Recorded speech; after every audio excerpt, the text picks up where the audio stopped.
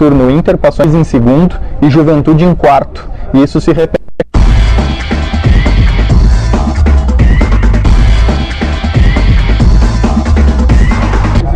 Buenas viventes, estão definidas as finais do segundo turno do Gauchão 2009 e pouca coisa mudou em comparação com a mesma fase do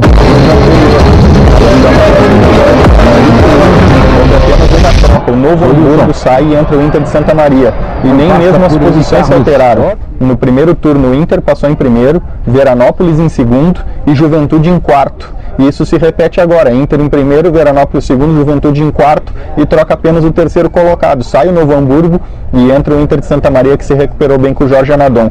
Já no grupo 2, que tem também apenas uma troca, as posições se alteraram. O Ipiranga, que se classificou no primeiro turno, dá lugar ao Caxias, mas alguns times tiveram uma decadência mesmo se classificando e outros subiram bastante. O Grêmio, que na fase anterior passou em primeiro, agora foi o quarto colocado. O Santa Cruz, do contrário, que foi o terceiro no turno anterior, agora passou em primeiro. A Ubra também subiu de quarto lugar no primeiro turno para terceiro e o Caxias entra em terceiro nesse segundo turno, quando na fase anterior o Ipiranga, que foi eliminado agora, entrou na segunda colocação. Vamos conferir então como está o desenho dessas quartas de final do Gauchão, jogos marcados para domingo e segunda-feira. No domingo, 4 da tarde, Santa Cruz e Juventude se enfrentam no Estádio dos Plátanos. E às 5 da tarde, Grenal, Inter e Grêmio, no estádio Beira-Rio. Segunda-feira, às 7 da tarde e noite, Ubra, Inter de Santa Maria no Complexo Esportivo da Universidade em Canoas. E às 9 e 10 da noite, Veranópolis e Caxias fazem o Clássico Serrano no estádio Antônio Davi Farina, em Veranópolis. Nessas partidas com aspecto bastante decisivo, vale lembrar que apenas um jogo de ida na casa do time de melhor campanha, perdeu, sai fora, ganhou, vai para as semifinais. É bastante difícil fazer um prognóstico, mas no Grenal, por exemplo, pode-se dar um pouquinho de vantagem para o Inter por vários fatores.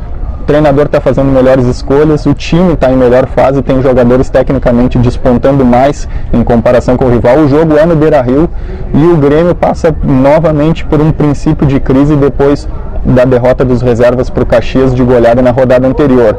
Em Canoas também se pode apontar um pouquinho de vantagem para a Ubra, mesmo que o Inter de Santa Maria tenha subido bastante com o Jorge Anadon. Isso porque o time de Canoas tem no Beto Almeida um grande treinador. A equipe perdeu somente 3 jogos nesse gauchão, 2 foram para o Inter e 1 foi para o Sapucaense no confronto dos manos. Ney Almeida, treinador do Sapucaense, irmão do Beto Almeida da Ubra.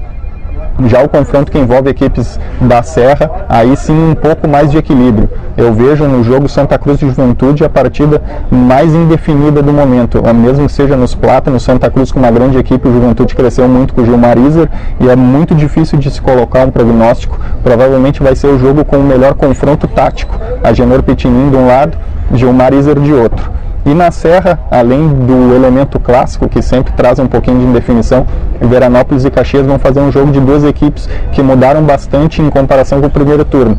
O Gilmar Dalpozo cresceu muito, o time está fechado com um sistema tático definido, jogadores despontando bastante, Miro Bahia, Eduardinho, Dinei, Quito, Romano, Fininho, Ademir, jogadores que estão crescendo muito na competição. E o Caxias, como até mesmo os seus torcedores apontam lá em comentários no blog Entreveiro, é uma incógnita.